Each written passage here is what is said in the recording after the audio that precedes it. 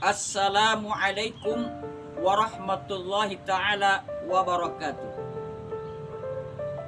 Bagaimana kabarnya so'imun dan so'iman, sahabatku ikhwati fillah yang dimuliakan Allah subhanahu wa ta'ala.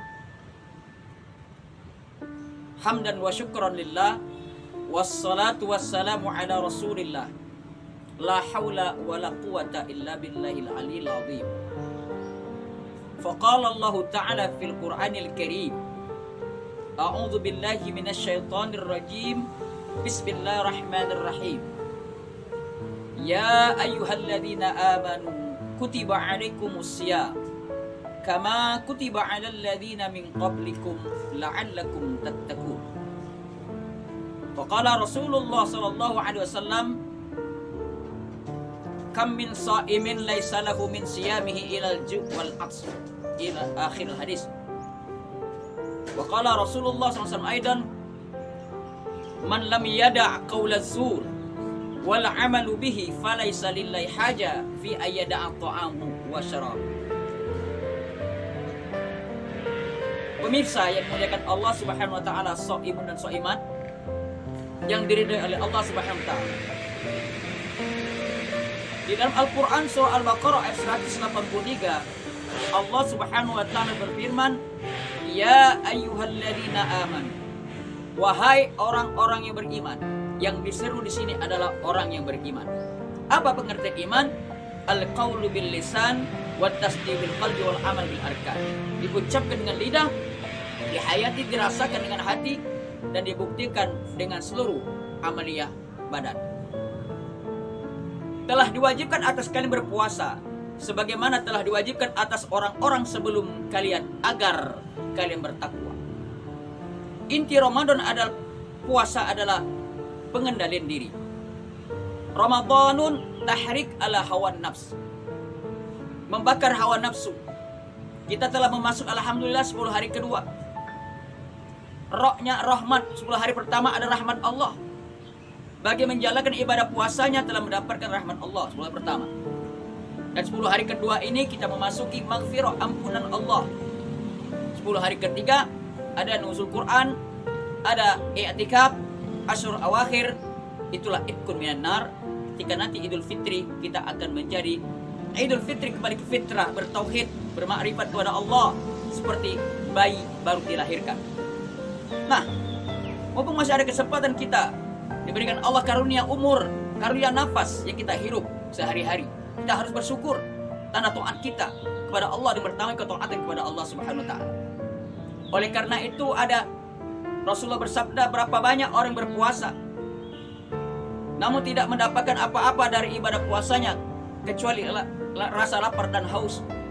Bahkan dalam satu hadis lain Rasul bersabda, barang siapa yang tidak bisa meninggalkan perkataan keji dan mungkar, menyakit hati orang lain, berbohong, berdusta, berghibah, maka kata Allah, maka kata Rasulullah, kami tidak butuh dengan lapar dan hausnya.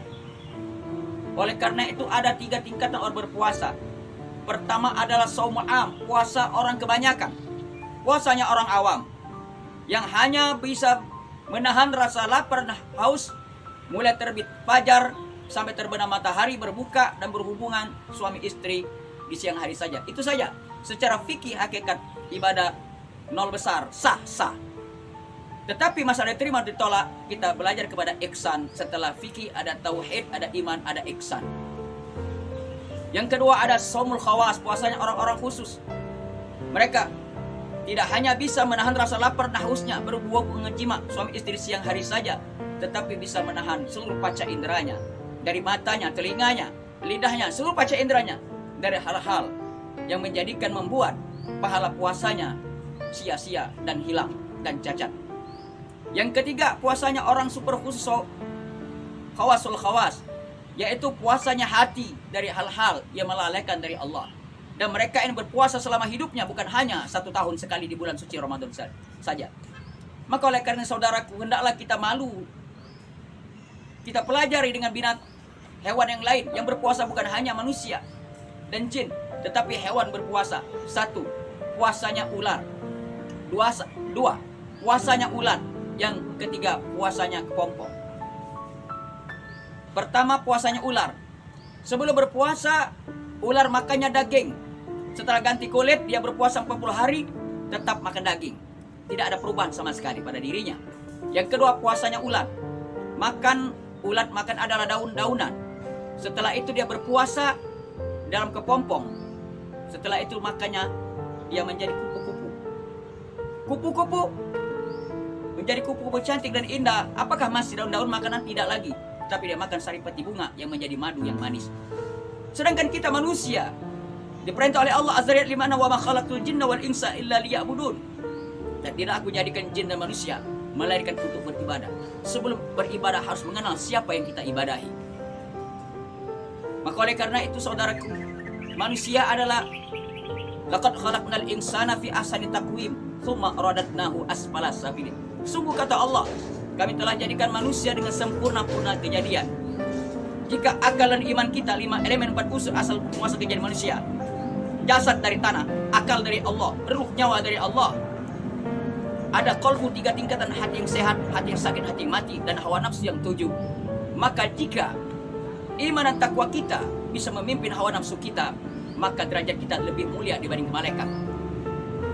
Tetapi sebaliknya, jika manusia lebih rendah, mengikuti hawa nafsunya, dipimpin oleh hawa nafsu lebih rendah dari hewan.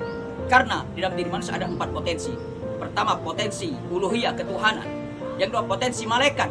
Malaikat cemburu, kita belajar menjadi berpuasa menjadi malaikat. Yang ketiga, potensi kesetanan. Dan terakhir adalah potensi hewan binatang. Jangan sampai kita lebih rendah dari hewan. Jadilah manusia yang paripurna, insan kamil. 3 rumus perubahan, mulai dari diri sendiri, mulai dari kecil-kecil, dan mulailah saat ini juga. Mudah-mudahan ibadah puasa tahun ini diterima oleh Allah Subhanahu wa taala.